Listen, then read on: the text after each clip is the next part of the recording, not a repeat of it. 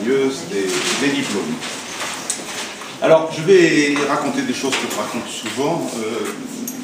Au moment de la remise des diplômes, on a le sentiment que chaque promotion est résolument singulière. D'abord parce qu'elle est la résultante d'individus eux-mêmes très différents. Alors c'est quelque chose qu'on se répète souvent, et je le constate quand même chaque année au moment donc de cette remise des diplômes, surtout quand je sollicite les souvenirs qui s'attachent à la promotion que l'on fait. Mais il n'empêche malgré tout que la réunion des promotions fait toujours émerger des points communs, des attracteurs étranges, comme disent les spécialistes de systèmes complexes. Et ces points communs, il nous semble évident à Monique Ollier et à moi-même, qui auront donc couvé bientôt 11 promotions. Donc, des points communs évidents quand on invite quelques anciens à venir témoigner de leur parcours. Et c'est quelque chose qu'on a fait récemment.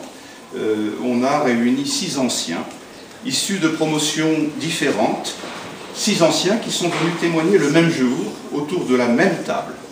Et il nous est apparu, enfin à moi en tout cas, il m'est apparu clair que ces 6-là auraient pu être strictement contemporains.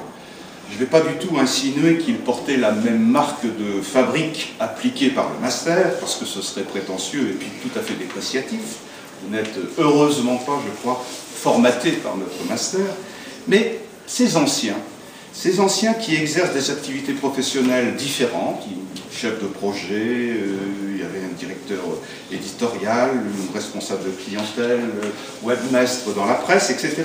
Eh bien, ce soir-là, ils parlaient le même langage, avec les mêmes accents, avec le même lexique. Ils invoquaient dans leur parcours les mêmes atouts. Ils avouaient en particulier tous la même reconnaissance, ça nous a fait plaisir, ça m'a fait plaisir en tout cas, la même reconnaissance à l'égard de leur formation philosophique, à l'égard de leur culture humaniste. Ils affichaient la même combativité, le même enthousiasme. Et c'est cela qui m'a frappé surtout, en y repensant. C'est leur enthousiasme, leur vitalité. Et si c'était ça, au fond, le meilleur que l'on puisse attendre de la formation du master? Moi qui m'inquiète souvent publiquement de la dépression qui sévit dans les sociétés technologisées, hantées par le désir d'atteindre l'immortalité en fusionnant avec les machines, eh bien je reçois un démenti avec vous en général. Vous n'êtes pas porté à la dépression, ni enclin à vous laisser cyborgiser, malgré votre proximité avec les prothèses détachables que sont vos iPhones et vos portables. Cherchant à décrire cet enthousiasme traduit par ces jeunes anciens, tiens, en voilà un, je me suis souvenu que, au début de ma carrière, j'enseignais en école normale d'instituteur. La formation se faisait alors en 2 ans. Les élèves avaient souvent été recrutés au niveau de la classe de 3e. Nous avions donc 2 ans après le bac pour en faire des hussards de la République. Sur ces 2 ans, ces élèves instituteurs faisaient un stage de 6 mois en responsabilité dans une classe maternelle ou primaire. Eh bien, c'était évidemment une satisfaction extraordinaire pour leurs formateurs de voir leur transformation en quelques mois. Élèves tout juste sortis du bac, en quelques mois, ils devenaient des instits dynamiques, les interlocuteurs affirmés des parents de leurs élèves. Ils étaient pleins d'imagination créatrice, quelquefois imagination qu'ils objectaient à des inspecteurs frileux.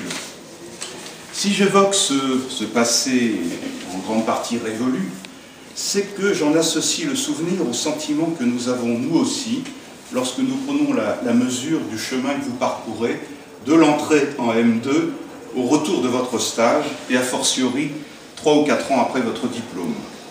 La transformation est étonnante, on le répète aussi très souvent, et nous avons la faiblesse de penser qu'elle n'est pas seulement due à quelques maturités psychophysiologiques, une maturation qui ne serait de toute façon pas anthropique, car votre énergie est loin de s'être dégradée.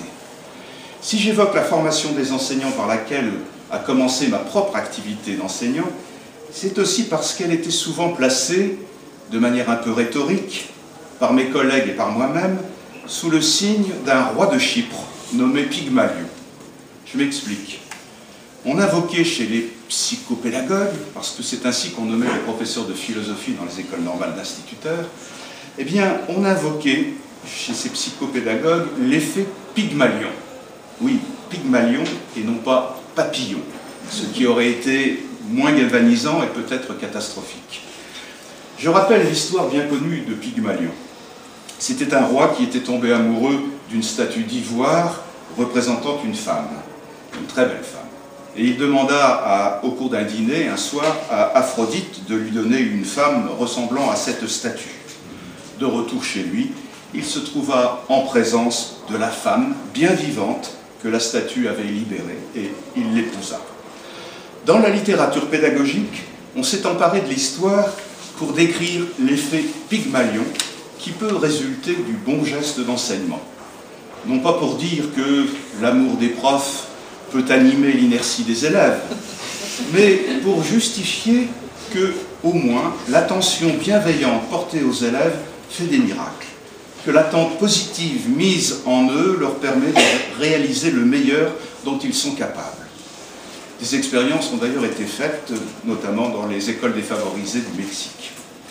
Et la conclusion fut toujours la même pour les pédagogues. La question classique que l'on posait autrefois, qui était celle-ci: pour enseigner le latin à John, que vaut-il mieux, aimer le latin ou aimer John? Eh bien, cette question classique n'a décidément pas de sens. Il faut aimer à la fois le savoir et ceux auxquels on le destine. Alors pourquoi tout ce bavardage? Pour dire ceci, notre master accueille de bons étudiants attachés à leur savoir et souvent paniqués à l'idée de le perdre de vue, ce savoir. Nous voulons faire avec eux, avec vous, des miracles, ou en tout cas vous arracher à la statue qui menace toujours de vous enfermer en vous-même, par crainte souvent des possibles et de l'inconnu. Sur ce point, Sartre a écrit des choses intéressantes. Bref, comment faisons-nous? Comment faites-vous pour vous déréifier? Et comment faites-vous pour nous surprendre chaque année et bien au-delà? De quelle Aphrodite êtes-vous le chouchou? Je ne sais pas. Et je ne le saurai évidemment jamais. Ce que je sais en revanche, c'est que vous avez des enseignants au sein du master qui sont de véritables Pygmalions. Non pas tant parce qu'ils vous aiment, quoique, mais surtout parce qu'ils sont débordants d'enthousiasme. Parce que leur activité professionnelle leur permet de mesurer la chance que vous représentez pour leur métier et pour leur environnement habituel. Et il est là l'effet Pygmalion. Décidez de voir en vous, dès le début, celui ou celle avec qui on aimera par la suite travailler au quotidien, discuter des clients et des contrats, partager des informations et des savoir-faire. L'enthousiasme est en vous à la sortie parce qu'il est au début dans ceux qui vous apprennent. Il n'y a finalement pas de miracle. Il y a seulement l'illustration d'une belle idée développée par un philosophe, médecin, Canguilhem. La vie est invention de normes. S'attacher à elle, c'est développer l'aptitude qui est sienne à multiplier les possibles, à s'ouvrir à l'indéfini des situations, à inventer des stratégies, à inventer de nouvelles règles, etc. Dans la normativité, c'est un autre nom pour désigner la santé, eh bien, il y a comme l'inventaire ouvert des dispositions que nous cherchons à développer en vous et qui sont à la clé de la conception du monde qui justifie, à n'en pas douter, l'enthousiasme de vos formateurs. Vive Pygmalion!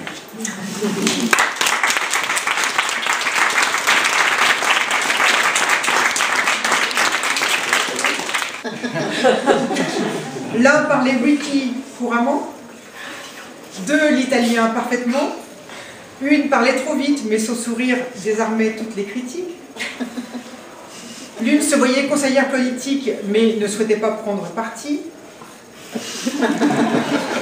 Une autre a conservé son âme de pédagogue tout terrain, reculant devant l'idée de sortir de l'enseignement, l'idée même de sortir de l'enseignement jusqu'au dernier moment. L'un parlait peu, mais avec raison la plupart du temps. L'une a jeté aimablement une passerelle entre le monde des grands et celui des presque grands.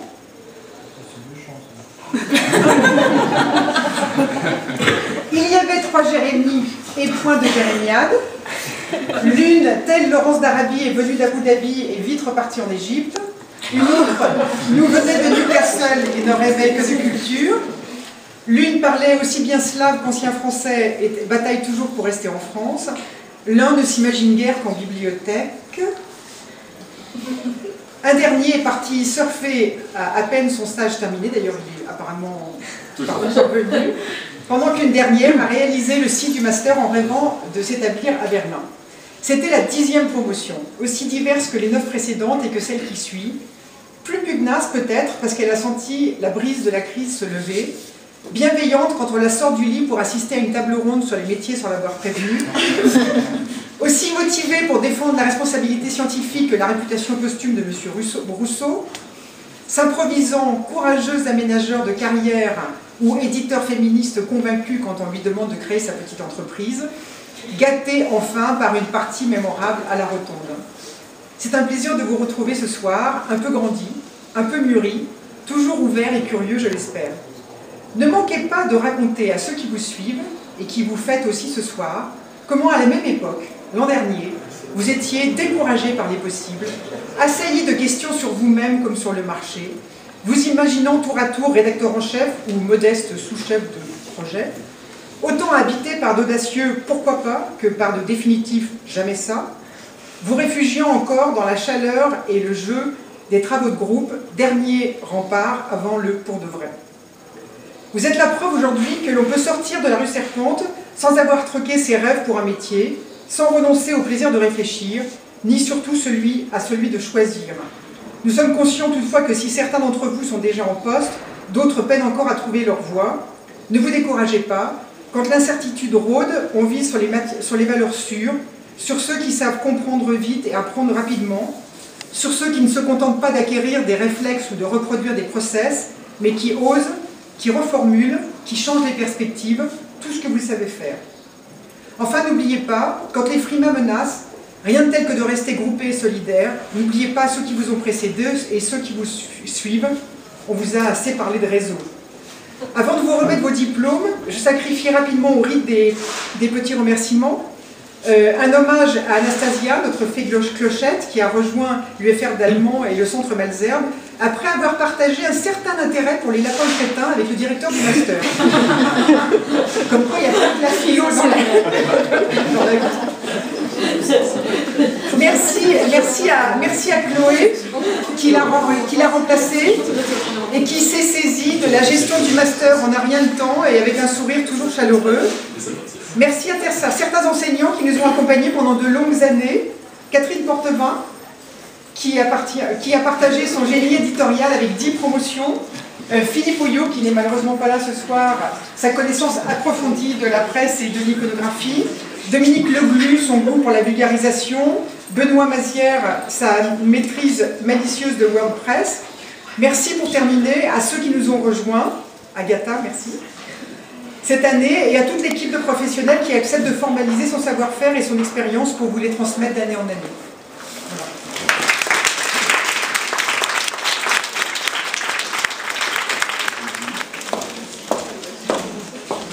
Je vous embrasse. Bravo.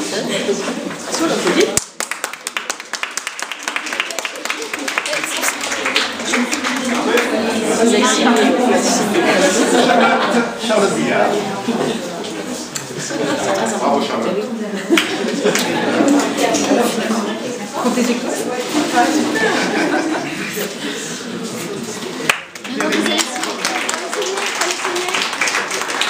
Vous la renvoyez, il faut signer, jeune fille. Il paraît qu'il faut passer derrière. Oui, il faut passer derrière, voilà. Bon, bien sûr, je vais faire. Bravo. Victor Depardieu.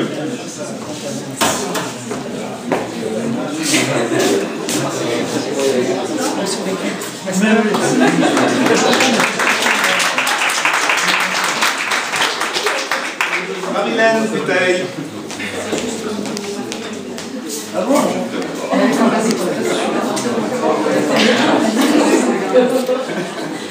Jérémy.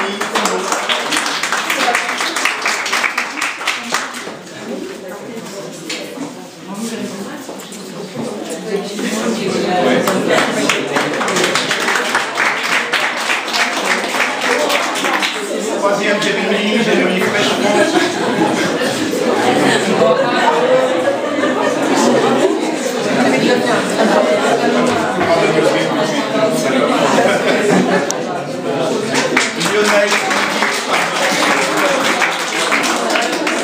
Lionel Millet.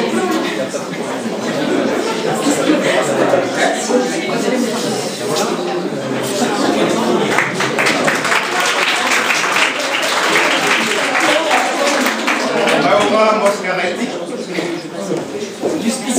Ah oui,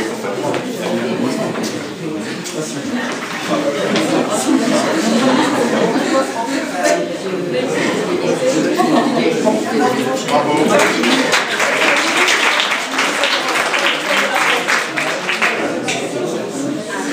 Oui, Anouari Tamboué. J'ai bien prononcé. Oui.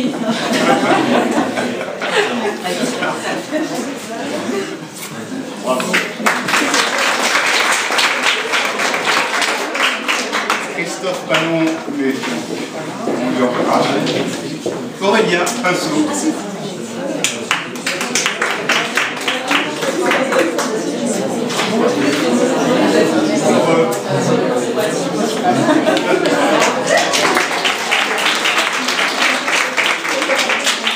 Camilla Bizzicchillo.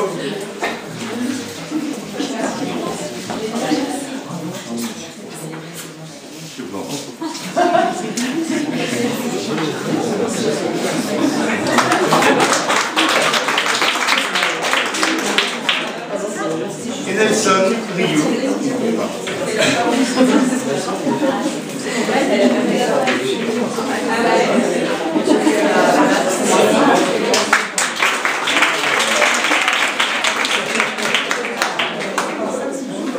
Manon Rizoul. Pourquoi?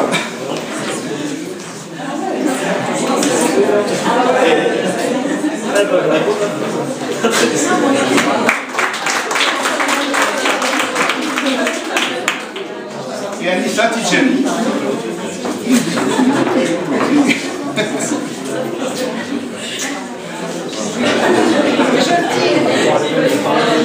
Juste une mention, donc c'est qu'il y a...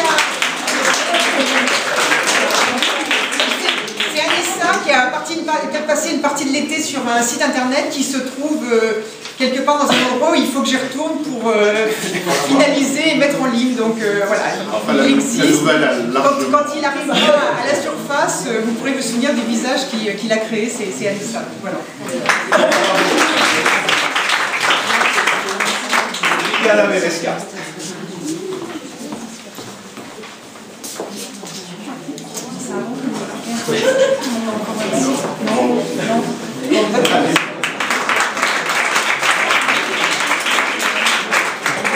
Voilà. Eh bien écoutez, maintenant nous vous invitons à faire honneur à ce buffet.